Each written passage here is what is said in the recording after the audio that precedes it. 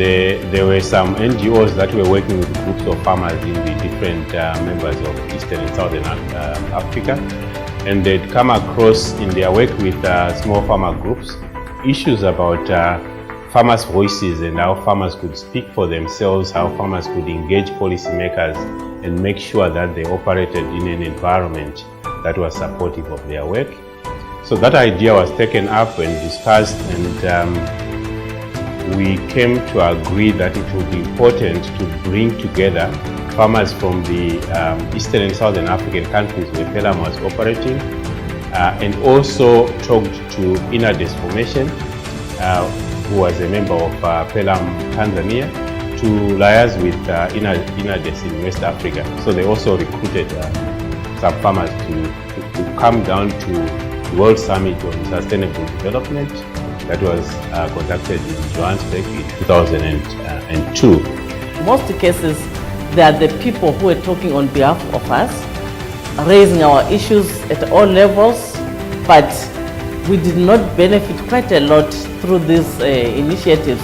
So in that regard, we decided with the assistance of the Pelham Association that we could form up what we call Eastern Southern Africa Smallholder Farmers Forum. The Eastern and Southern Africa Small-Scale Farmers Forum, ESAFF, is a network of grassroots small-scale farmers organizations working in 15 countries of Eastern and Southern Africa region. The movement, which started in 2002 during the World Summit on Sustainable Development in Johannesburg, South Africa, is small-scale farmer-initiated, farmer-led and farmer-owned. ESAFF, which is fully operational since April 2009, is registered in Tanzania under Non-Governmental Organizations Act of 2002 of the United Republic of Tanzania on the 27th of August 2007. The secretariat of ESAFF is in Morogoro and is led by the coordinator who reports to the regional board. The purpose of ESAFF is to mobilize farmers from different countries to become members so that they speak in one voice. In ESAFF, farmers speak for themselves. So farmer groups are forming district groups, and district groups are forming regional groups, and thereafter they are coming together at the national level. And from the national level we have 15 members, and then we have at the regional level now a secretariat that is called ESAFF. Now we have 3 levels of discussions. This is the grassroots level, farmers bringing the issues to the national level, and again from the national level to the regional level. When these issues have been rectified at the national level, well and good. If not, then they are brought by the board members who are the national chapter chairman. Come to the board and we discuss these issues. If we really wanted to have that united, strong voice of the farmers themselves, who are able to speak for themselves. That was the vision of ESAFF. And how we really wanted, what are the achievements we wanted to see, those are the missions we wanted to see empowered small-scale farmers being able to articulate their own issues, to advocate for their rights, to be able to be participating in these policy formulation processes. Smallholder farmers now are empowered to a point that they are demanding to see more investment in the agricultural sector, to see more accountability in the agricultural sector. And here we are using public expenditure tracking survey to empower farmers. Farmers are tracking money, they are chasing the money from where they are being dispersed in the respective projects in their areas. PETS is following the money, making the government officials accountable.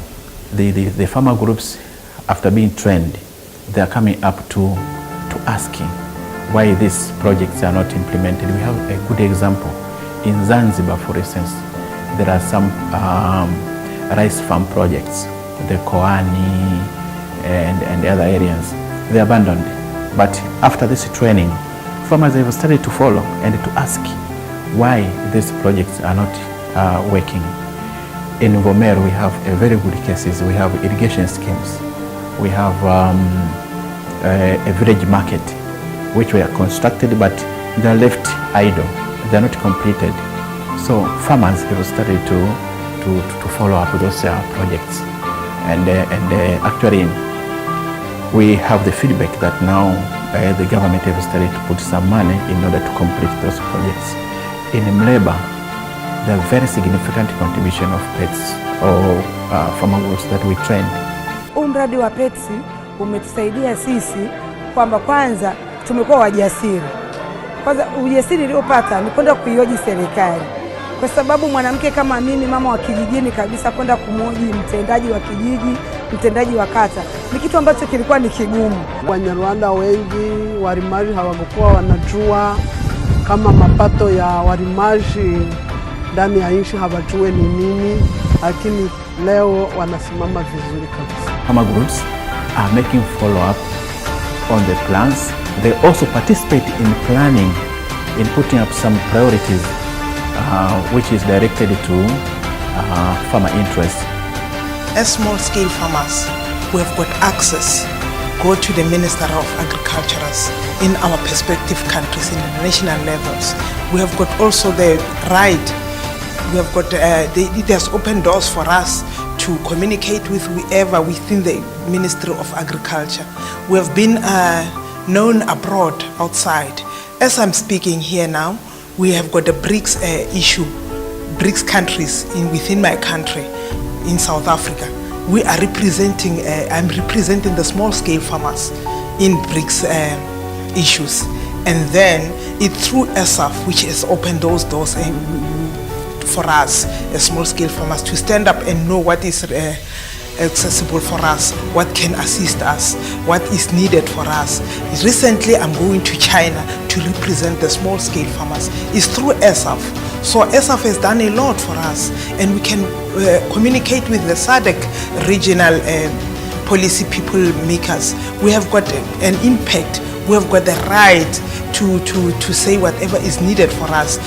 In 2016, the United Nations Food and Agriculture Organization nominated me to be the Special Ambassador for the International Causes representing Africa. It's a big achievement to see a small-scale farmer being a woman holding all these posts. So to me, I would really say ESAFF has managed to build the capacity of the small-scale farmers to the extent of these farmers being able now to articulate their issues, to hold their governments accountable. But also within the SADC, we are member of the foods and nutrition security all together. Now, moving to the Eastern Africa, we have been able to engage with the Parliament of East Africa called the IALA, especially focusing on domestication of the Malabo Declaration. And in 2016, in the 20th October, in Zanzibar, the East Africa Legislative Assembly passed a resolution calling for the speed domestication and implementation of the Malabo Declaration. And this declaration is focusing more in terms of empowering smallholder farmers, also pushing governments to allocate more resources into the agriculture sector to reach at least 10% as is by the Malabo Declaration. Even the engagement with the regional economic bodies like the Southern Africa Development Community, SADC, as well as the Eastern and African Community, as well as the legislative structures like the Eastern African Legislative Parliament, for example, we've seen that there's now even more the voices of smallholder farmers is found itself in such spaces. I remember like in 2016, there was an engagement of small-scale farmers with the IALA in Arusha. So even that, to bring onto board that connection, those linkages and draw synergies between the legislators as well as the smallholder farmers, it's been remarkable, so that you can really prioritize what small-scale farmers are looking at, and in general looking at the agriculture development agenda that the continent is looking at. Practically, ESAFF is supporting smallholder farmers to own their own seed, Recently, we have been working with farmers in southern Tanzania to work together with the research institute, agricultural research institute called Uyole, to purify their seeds. So at the end of the day, that seed can be registered and can be owned by farmers, and it can be a source of wealth creation for them. We advocate for agroecology, whereby our farmers are still using their indigenous seeds. ESAFF is working closely with farmers from Tanzania, whereby we are supporting farmers from Southern Highlands, Mbeya, and there's a group called Ziatanga that work closely with Research Institute that is called ARI. What we are trying to do is they own for themselves, for their usage, and for business-wise. We have evolved.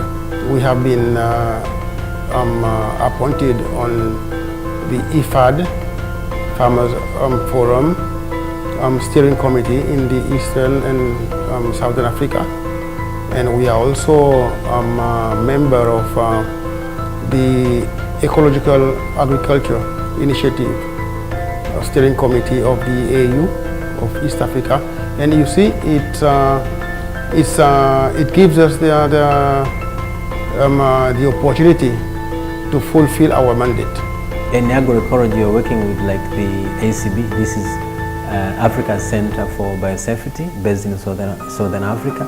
They are experts on the seed area, but also working with a Pan-African organization called AFSA.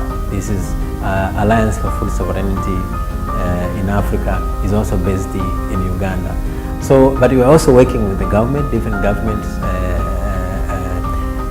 in different countries, but we also are working with parliamentarians, lawmakers in all the countries, and also working with many other civil society in those countries that we are working with. Our future is to see that we are working also with the private sector in one way or another, because in one way or another, those are the partners when it comes to agriculture. They are transporters, they are processors, exporters, and so forth. So in the next 15 years, we'll be working to see how we collaborate also with the private sector. We have been working also with the international organization, the United National Rapporteur for Food, for instance, the shooter, who in a way quoted ESAFF as one of the progressive organizations working on agroecology in the area. Financially, we have been supported, and we are very grateful with our development partners. The first one who came when ESAFF was in the making was Oxfam Novi. They have supported us a tune of about 80,000 euro a year, and thereafter a year or two we had Oxfam Bread for the Wet who came to support us also to a tune of about 50,000 euro. So to start with, we started 2007 when we were registered, and 2009 when we received the first disbursement. We had about 80,000 euro. By 2016, we had our budget annually was about 600,000 euro. So we are grateful to the European Union who supported us as well, and other funders like Southern African Trust, SAT in short, and also in West Africa we had our development partner called Trust Africa, which we are very, very grateful. ESAFF has grown so much at a very big extent. You can imagine from 1-2 donors to almost 7 donors. That means it has been performing financial-wise properly. That means having clear audits, but not only having clear audits, also we have been producing the intended outcomes from the projects, which have been motivating donors to contribute and put more funds in it. Our membership has grown up. We started initially with very few members, about 6 or 7, not very much formalized, and we have grown from 6 to about 15 members now. And these members are Mviwata in Tanzania, and we have Malawi, NASFAM, but also we have ESAFF Uganda in Uganda. We have in Kenya, ESAFF Kenya, but also we have ESAFF Burundi, and in Rwanda we have a member called APE. We also have members in DRC Congo called FOPAC. We have a member in the Indian Ocean called SAFA, but also we have ZIMSOP in Zimbabwe. This is working exclusively on agroecology, but also we have membership in Swaziland, and we have membership in Lesotho called ESAFF Lesotho, ESAFF Swaziland, but also in South Africa we have a member called ESAFF South Africa. We still need to be more than, because we really want to cover the whole of Africa. But for now, it is Eastern and Southern Africa, although we have also seen the other member countries who really want to join. ESAFF from West Africa, from Central Africa, they've shown their interest. So we are in the process of how best we can also extend to those regions. Not just the members has grown, even the members at country level also they are growing now, because now the growth at regional level has trickled down to country level. So the same thing now is happening at country level. Now we are beginning to have the donors supporting ESAFF at country levels now. In the 15 years to come, ESAFF to me will be a well recognized, respected farmer organizations and bring up the youth.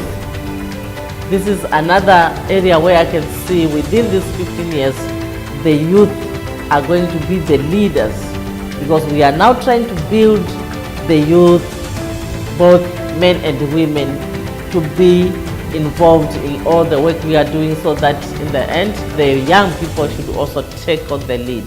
So we are looking forward in the next 15 years to stabilize and make sure that the organization is economically sound, and sustainability should be there.